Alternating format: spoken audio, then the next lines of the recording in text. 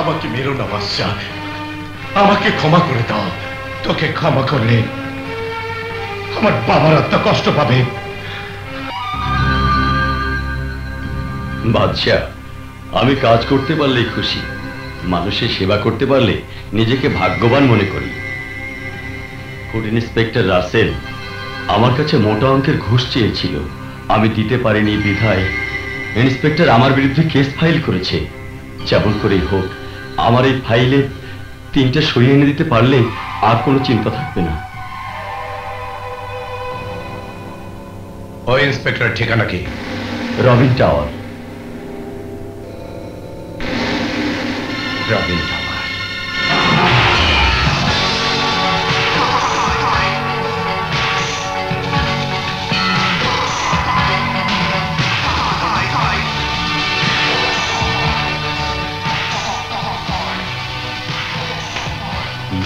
কে আপনি? কি চান এখানে? এ ফাইলে আপনার 3টে সই চাই। কিসের সই? সেটা আপনার জানার প্রয়োজন নেই। সই দিন, নতুবা পিস্তলের 6টা গুলি আপনাকে শেষ করে দেবে।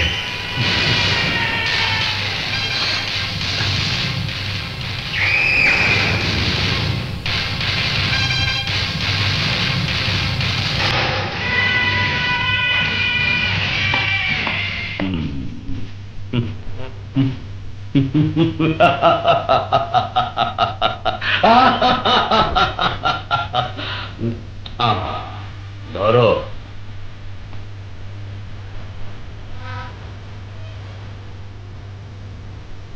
আমি জানতাম বাদশা, তুমি ছাড়া এই কাজ অন্য কারো পক্ষেই সম্ভব হতো না। এই নাও।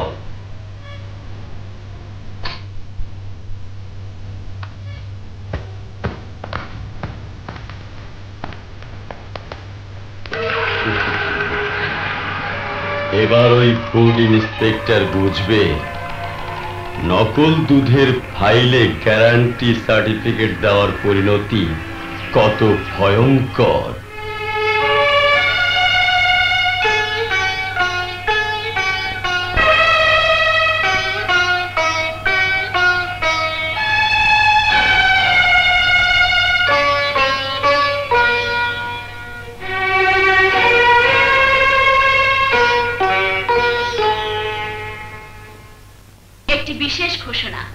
নিউটেক ব্র্যান্ডের দুধ খেয়ে দেশে এ পর্যন্ত 500 শিশু হাসপাতালে মৃত্যুর সাথে পাঞ্জা লড়ছে।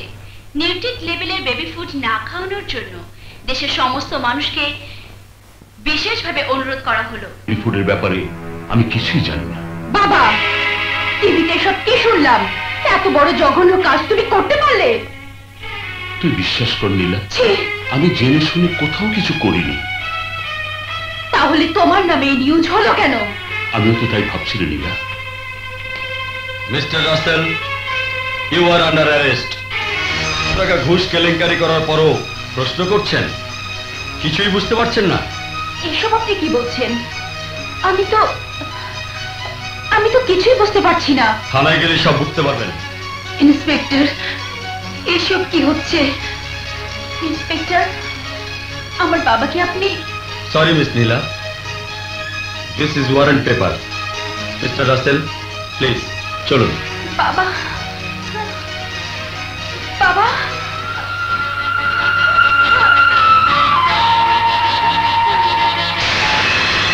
বলুন মিস্টার রাসেল, এত বড় জঘন্য কাজ করার জন্য আপনি কত টাকা ঘুষ খেয়েছেন? বলুন মিস্টার, নকল বেবি ফুডের ব্যাপারে নিউটেক কোম্পানির কাছ থেকে কত নিয়েছেন? তার সাথে আপনার সম্পর্ক কি? কি কি অবৈধ কাজের সাথে আপনি জড়িত? বলুন, জবাব দিন। আমি সত্যি করে বলছি, আমি কোনো কিছুর সাথে জড়িত নই। তাহলে আপনি বলতে চাইছেন এই সই আপনার নয়?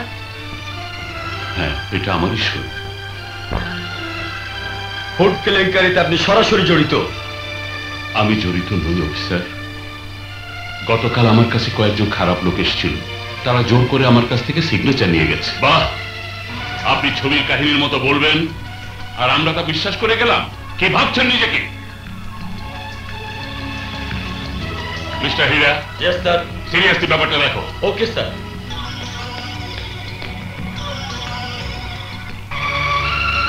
সর্বনাশ, আমি কি করেছি? ওই শেখ বশিরের জন্য একজন ভালো মানুষকে এত বড় বিপদে ফেললাম। এটা কিন্তু খুব খারাপ কাজ হয়েছে বাদশা ভাই। শেখ বশিরের কেসটা হাতে নেওয়ার আগে একবার ঠিক মতো যাচাই করে নেওয়া উচিত ছিল। সেটাই তো আমার সবচেয়ে বড় ভুল হয়েছে। নিরীহ একটা লোক ফেসে গেল। এই সমস্যার সমাধান করতে হবে, এখনই যেতে হবে ওই শেখ বশিরের কাছে। বস তো এখন দেশে নাই, 2 দিনের লেগে সৌদি আরব গেছে। ঠিক আছে, আগে আসুক, তারপর বোঝা যাবে। আমি খোরমা খেজুর খেয়ে বড় হয়েছি। আমার বিরুদ্ধে ওই ফুড ইন্সপেক্টর কোনো জালই বিছাতে পারবে না। শুনেছি ওই ফুড ইন্সপেক্টরের মেয়ে নীলা বিভিন্ন জায়গায় দৌড়াদৌড়ি করছে। ভাইজান, তুমি শুধু অর্ডার দাও, তাহলে আমি তোমার সব চিন্তা দূর করে দেব। এত চিন্তা কিসের শেখ বশির? তোমার বিপদ মানি আমার বিপদ। সুযোগ বুঝে শেষ করে দিতে হবে ওই নীলাকে। দোলা, আজ আমি নিজের মনের সাথে যুদ্ধ করছি। মনের অজান্তে তোমার সাথে যে অন্যায় করেছি তা আমি কিছুতেই বলতে পারছি না। এত বড় অন্যায় আমাকে খুব কষ্ট দিচ্ছে দোলা। তুমি আমার সাথে যা করেছো সেটাকে আমি অন্যায় বলবো না। দুজনের মনের অজান্তেই তা ঘটে গেছে। এতে তোমার প্রতি আমার বিন্দুমাত্র অভিযোগ নেই। দূর থেকে কাছে আসা, ভালো লাগা, তারপর ভালোবাসা। দোলা, দোলা, যেখানে মানুষ হত্যা করে আমার পেশা নেশা হয়ে দাঁড়িয়েছে, সেখানে প্রেম ভালোবাসা আমার কাছে বেমানান। বাদশা, তুমি আমার বাবাকে এত বড় বিপদে ফেলতে পারলে? নীলা, আমি জানতাম না রাশি চৌধুরী তোমার বাবা। চুপ করো, তুমি এত বড় জঘন্য কাজ করতে পারো তা আগে আমি উপলব্ধি করতে পেরেছি। খুন, লুটতরাজ, রাহাজানি তোমার কাছে শুধু সাধারণ ব্যাপার। ছি! তোমার মতো মানুষকে আমি ঘৃণা করি, শুধুই ঘৃণা করি।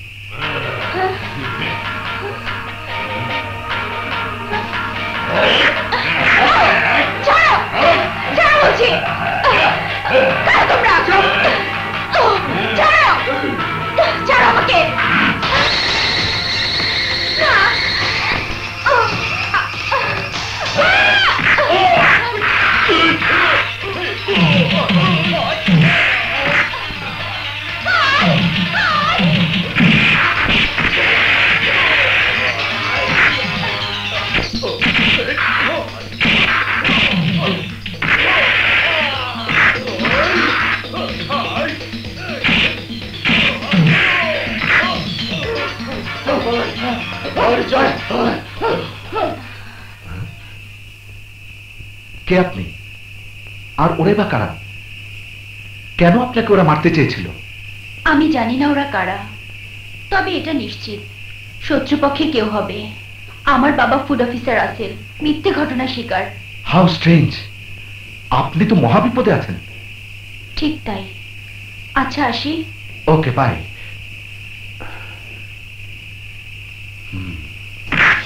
আমার সাথে থেকে যেখানে তোদের বাঘ হওয়ার কথা সেখানে তোরা মার খেয়ে এসেছিস। ইচ্ছে করছে তোদেরকে আমি গুলি করে মারি। ভাই, যেভাবে নীলা মরিয়া হয়ে উঠেছে তাতে নিশ্চিত যে কোনো একটা অঘটন ঘটিয়েছে। আমি দাউদ, আমার লাল চোখের ইশারায় যে একবার ধরা পড়েছে সেই মরেছে। কাউকে মারার আগে মরণ জাল পিছিয়ে ঘটনাটাকে করে দিয়ে আমি তোর ঘটনা।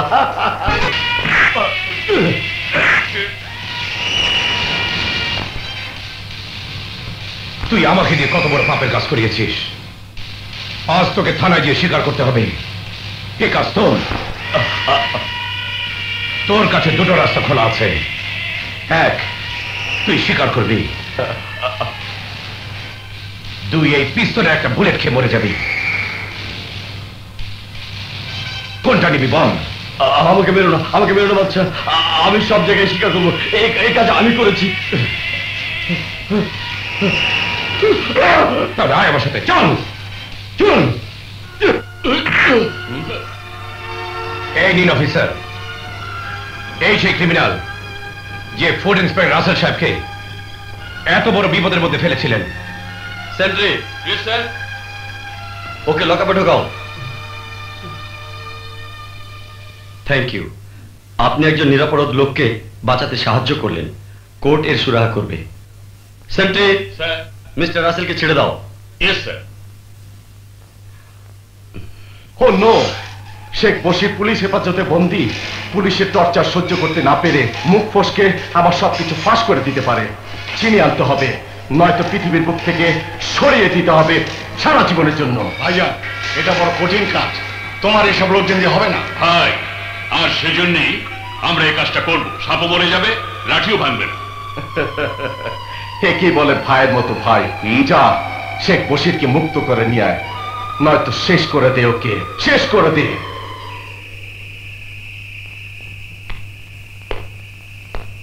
আসসালামু আলাইকুম। ওয়ালাইকুম আসসালাম। আমরা একটু ওসি সাহেবের সাথে দেখা করবো। উনি তো এখনো অফিসে নাই, আপনারা বসেন। আচ্ছা। হ্যাঁ, আসসালামু আলাইকুম। ওয়ালাইকুম আসসালাম।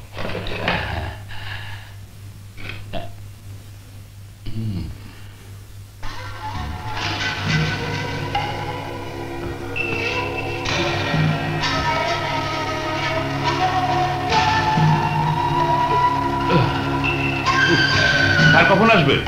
এখনই চলে আসবেন।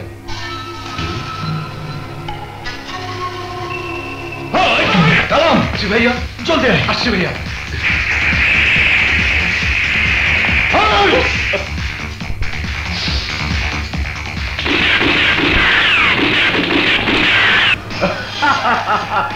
আমি খুশি, আমি অনেক খুশি। আবার তুই ভাই কালামার কুকরার উপর।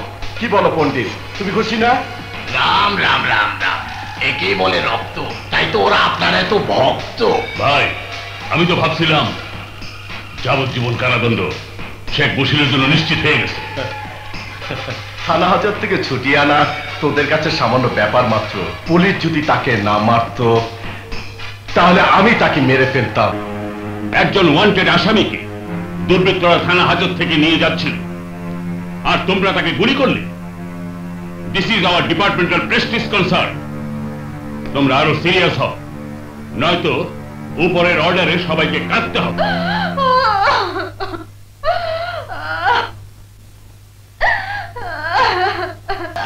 এত কামটা ছুটিলা যান।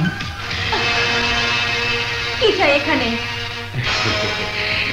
আপোষে দিয়ে দিলে চাওয়াটাও লাগবো না। আহো, মোহাব্বতের ঘন্টা দুইজনে মিল্লা বাজায় হালাই। যুবরাজকে আমি এক্ষুনি পুলিশ ডাকবো। গলা ফাটায় চেঁচামেচি করলে কোনো হালাই শুনবো না। আমি বিল্লা, যারে ধরি তারে খাই গিল্লা।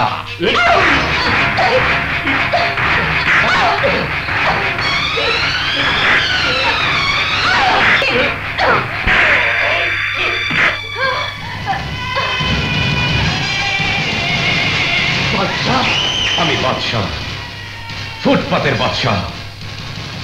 মানুষ খুন করাই হচ্ছে আমার নেশার পেশা। আজ তোকে আমি ছাড়বো না বিল্লাহ। বাচ্চা, বাচ্চা আমার জানে মাইল না। আমার হাত পা বাইয়া দাও। বাইচা থাকলে ভিক্ষা করে খাইবার পারো।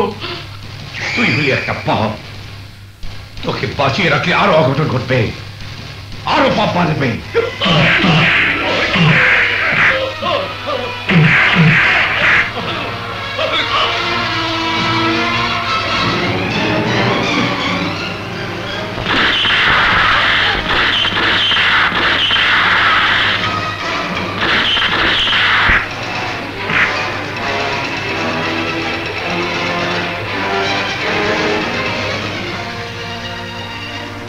আমি একজন কিলার, ক্রিমিনাল, অমানুষ। এর আগে আমি না জেনে একটা অন্যায় করেছিলাম, আর জেনে শুনে তোমার সামনে আর একটা অন্যায় করে গেলাম। আসি।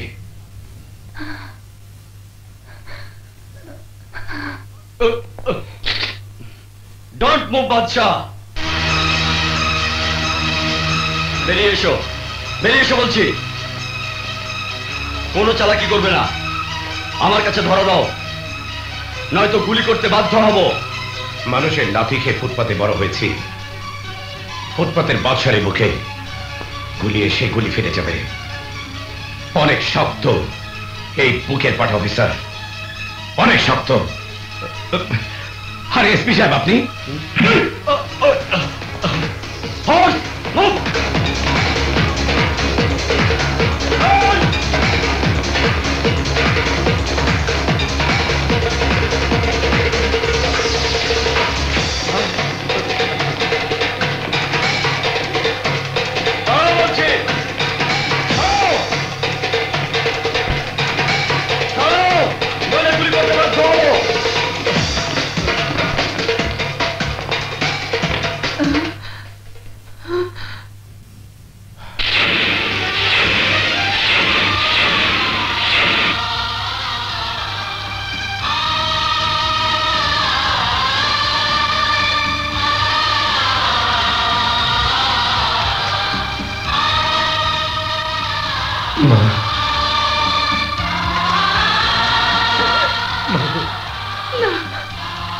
তুমি এখানে? মা, Badshah, you are under arrest. Officer, আজ আমার অ্যারেস্ট হতে কোনো দুঃখ নেই। আজ আমি আমার জীবনের সবচেয়ে বড় সম্পদ আমার মাকে ফিরে পেয়েছি। এই দেখো, এই দেখো, এই আমার মা। তোমার মা? হ্যাঁ, আমার মা। দীর্ঘ 14 বছর পর আমি আমার মাকে পেয়েছি। কি করে আমি বিশ্বাস করব উনি তোমার মা? আজ থেকে 14 বছর আগে কুখ্যাত স্মাগলার দাও আমাদের সংসারটাকে তছনছ করে দিয়েছিল। আমার বাবাকে হত্যা করে, আমার মায়ের মাথায় আঘাত করে আমার একমাত্র আদরের বোন সাথীকে উঠিয়ে নিয়ে যাচ্ছিল। ঠিক তখনই আমার বোন সাথীকে বাঁচাতে আমি ওদের পিছনে একটা গাড়ি এসে আমাকে অ্যাক্সিডেন্ট করে। আমি জ্ঞান হারাই। জ্ঞান ফিরে পাবার পর আমি আর কোনদিন আমার মাকে ফিরে পাইনি, কোনদিন না। তারপরে হতভাগিনী সন্তান শামীম আর একমাত্র মেয়ে সাথীর জন্য দীর্ঘ 14টি বছর ধরে এই হাসপাতালে আর বাড়িতে পাগলিনী হয়ে ঘুমরে ঘুমরে কাঁদছে। আজ যখন এক সন্তানকে কাছে পেল, তাও আবার চিনতে পারছে না। কে তুমি? কে তুমি? আমার মা সম্পর্কে এত কিছু জানো কিভাবে? ভাইয়া, এত কাছে থেকেও তুমি তোমার আদরের ছোট ভাই হীরাকে চিনতে পারছো না। হীরা মানে আমার ভাই? তুই হীরা? হ্যাঁ ভাইয়া, আমি তোমার ছোট ভাই হীরা। হীরা, হীরা ভাইয়া, ভাই আমার, এত কাছে থেকেও আমাকে চিনতে পারিসনি। আমিও তোকে চিনতে পারিনি। সেই তো দেখা হলো ভাইয়া। আজ মা আর তোমাকে একসাথে দেখে আমার বুকটা ভরে গেছে ভাইয়া, বুকটা ভরে গেছে। কিন্তু মায়ের এই অবস্থা, মা কি আমাকে চিনতে পারছে না? না ভাইয়া, মা শুধু আমাকেই বুঝতে পারে। ওই নরপিশাচ দাউদ মায়ের মাথায় আঘাত করার পর মা সুস্থ হয়ে ওঠেনি। ওই দাউদকে আমি ছাড়ব না। তিল তিল করে সবকিছুর জবাব নেব, ধ্বংস করে দেব ওই দাউদকে। ওই বাদশা বিল্লাকে খেয়ে ফেলেছে, সুযোগ পেলে আমাদের কাউকে ছাড়বে না। একে একে শুরু করবো অপারেশন। তার আগে জায়গা মতো জাল ফেলতে হবে। যে মেয়ের জন্য ওই বিল্লা শেষ হয়েছে, ওই মেয়েকে তুলে নিয়ে আয়। আর আমার চেনা জানা শত্রু ওই তোলাকে উঠে নিয়ে আয়। যা, আমি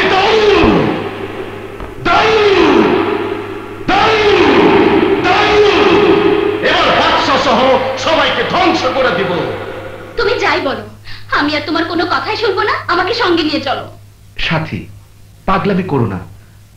আমি তো তোমাকে বলেছি সময় হলে তোমাকে এখান থেকে নিয়ে যাব। সেই সুযোগ তুই আর পাবি না।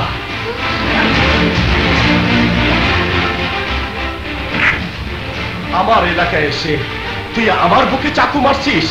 ওই নিয়ে চলো কে, চল চলো না মা,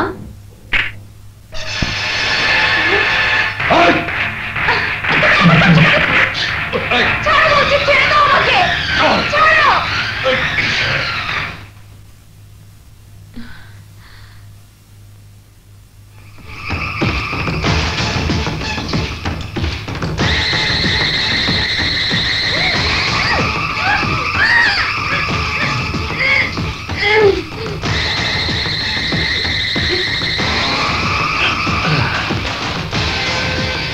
অফিসটা সর্বনাশ হয়ে গেছে। কয়েকজন লোক এসে নীলাকে ছিঁড়ে নিয়ে গেছে।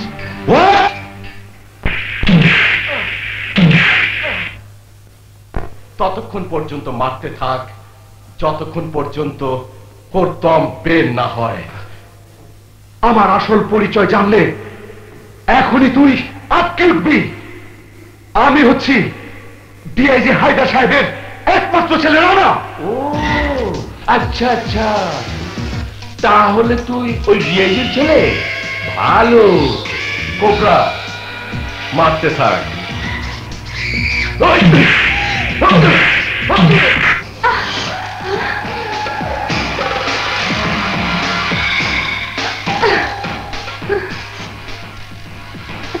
এসো আমার ঘরে, এসো আমার ঘরে। তোর কারণে আমি বিল্লাকে হারিয়েছি, আর তোর কারণে আমি আমার টার্গেটে পৌঁছাতে পারিনি। আজ তোদেরকে সবাইকে এই পৃথিবী থেকে বিদায় করে দিব। তৈরি হয়ে থাক, তৈরি হয়ে থাক।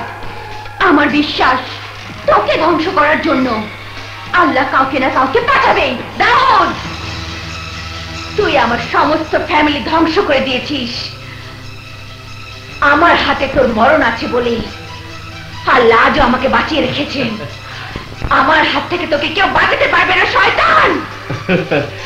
বেশ ভালোই ডায়লগ শিখেছিস। তোরা যতই সহজ মনে করেছিস, আমাকে ধরা তত সহজ নয়। কারণ কেউ আমাকে খুঁজে পাবে না। আমার এখানে কেউ অপরিচিত কেউ আসলে পেট্রোল বোমে সমস্ত শরীর পুড়ে ছাই হয়ে যাবে। আজ তোরা তরতাজা দুটি মেয়ে আমার খাঁচায় বন্দি।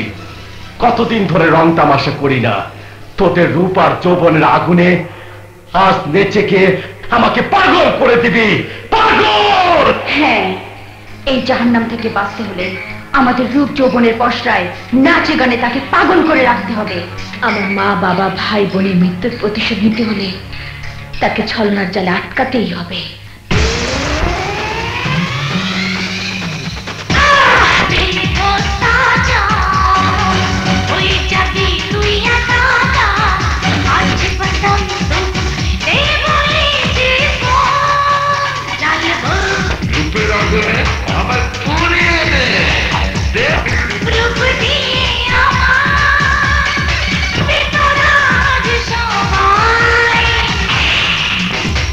Oh,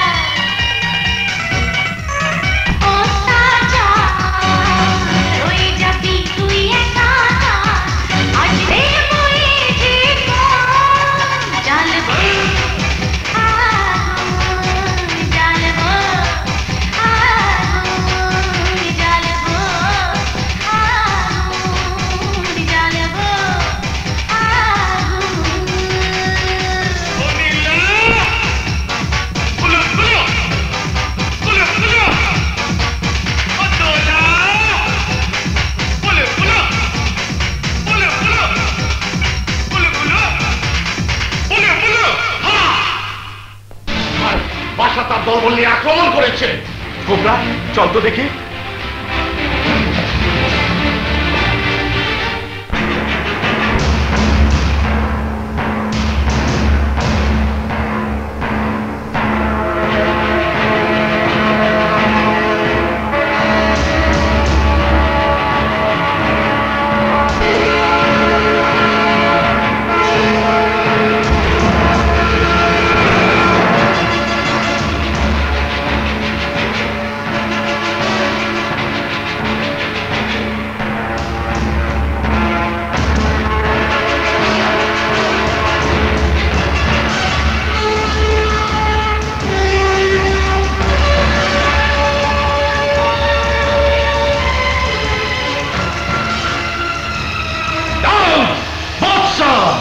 আমি শুধু বাদশা নই, আমি ফুটপাতের বাদশা। আজ তোকে খবর দেবার জন্য আমরা এসেছি। তোতে খবর দেবার জন্য আমি মাটি খুঁড়ে রেখেছি। আজ এমন খেলা দেখবি যা দেখে সারা দেশের মানুষ ভয়ে আটকে উঠবে। খেলা দেখিয়ে দে ওদের।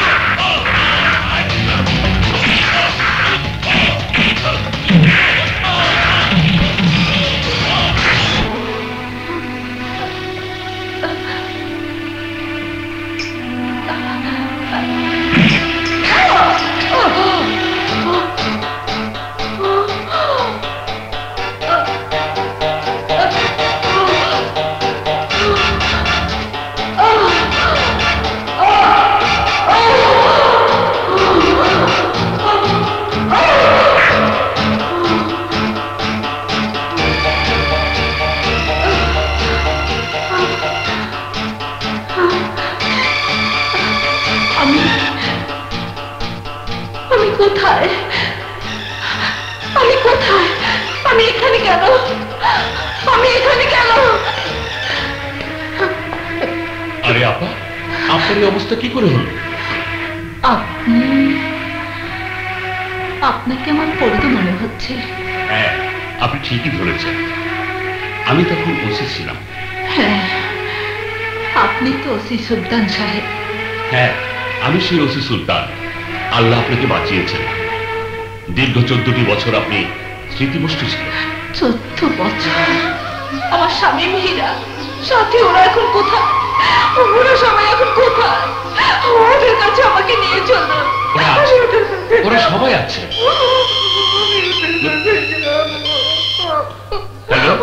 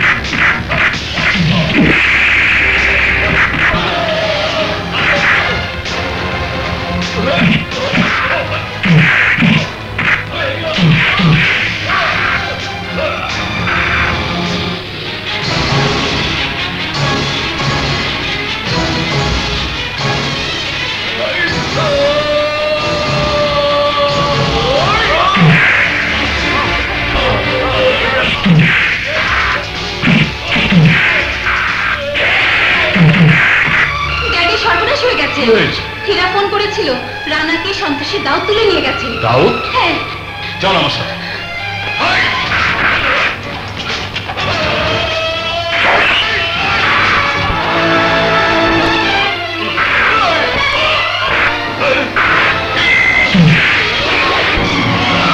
দেখ, আমি সেই বাদশাহ। আমার এই চোখের সামনে আজ থেকে 14 বছর আগে তুই আমার বাবাকে হত্যা করেছিলি, মায়ের ইজ্জত ছিনিয়ে নিয়েছিলি। আমার চোখের সামনে আমার একমাত্র ছোট বোন সাথীকে ছিনিয়ে নিয়েছিলি। আমার সেই ছোট বোন সাথী কোথায়? আমাকে মেরো না বাদশাহ, আমাকে ক্ষমা করে দাও। তোকে ক্ষমা করলে আমার বাবার আত্মা কষ্ট পাবে।